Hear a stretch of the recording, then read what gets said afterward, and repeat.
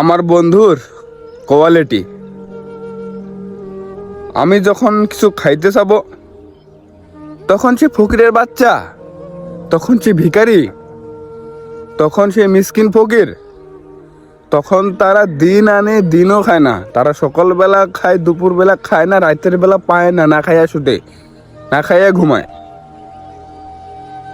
ফকিরের একদম নিম্ন পর্যায়ে তারা।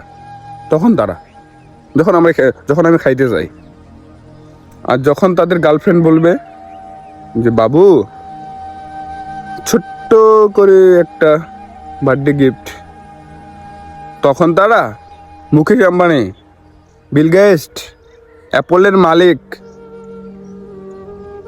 পৃথিবীর সব থেকে বড় কোটিপতি,